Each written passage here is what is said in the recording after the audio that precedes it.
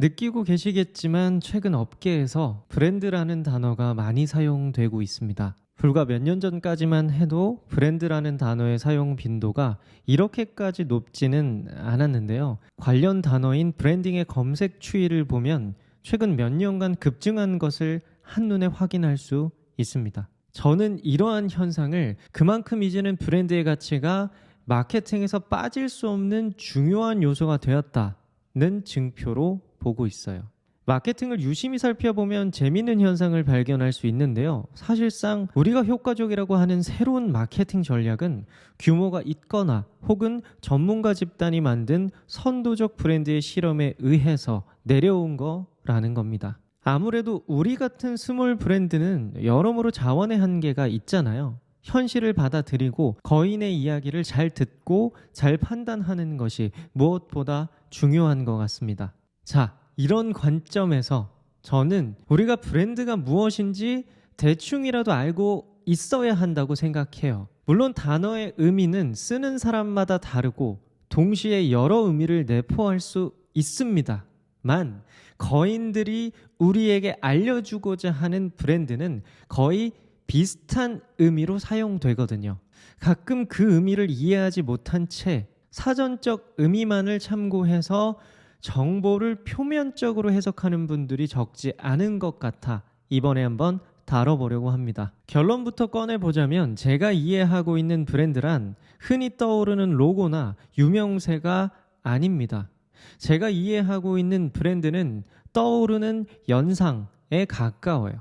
단 그것도 아무 연상이 아니라 그 브랜드만이 가지고 있는 고유의 연상을 말하고 결국 그 연상이 누군가에게 긍정적인 영향을 줄 수 있어야 합니다. 이걸 자기다움이라고도 표현하는데요. 참 적절한 단어인 것 같습니다. 브랜드는 고객의 기대에 대한 약칭이다. 그들은 당신이 어떤 약속을 한다고 생각하는가?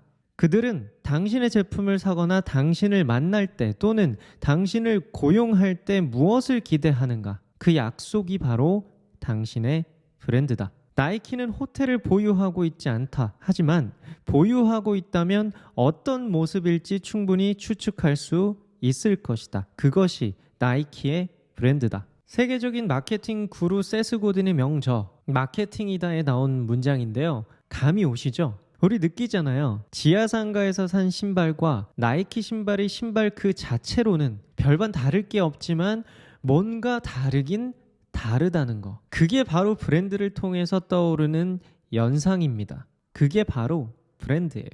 처음에는 나이키라는 이름도 나이키의 로고도 아무것도 아니었겠죠. 그냥 팔리는 곳을 찾아서 적절히 유통할 수도 있었을 거예요. 하지만 나이키는 브랜드를 지향했습니다. 그래서 소비자에게 긍정적인 영향을 줄 수 있는 연상을 기획하고 이야기, 철학, 인문학, 심리학, 기호학 등을 활용한 고도의 노력을 했고 결국 그것이 사람들에게 인식되어 고유의 브랜드 가치를 가질 수 있게 된 것입니다. 근데 어디 나이키뿐만이겠어요? 브랜드 가치를 만들고자 하는 이들은 모두 이와 같은 노력을 하고 있다고 해도 과언이 아닐 겁니다. 요즘 제가 매력적이라고 느끼는 브랜드는 톤28입니다. 친환경 화장품 브랜드인데요.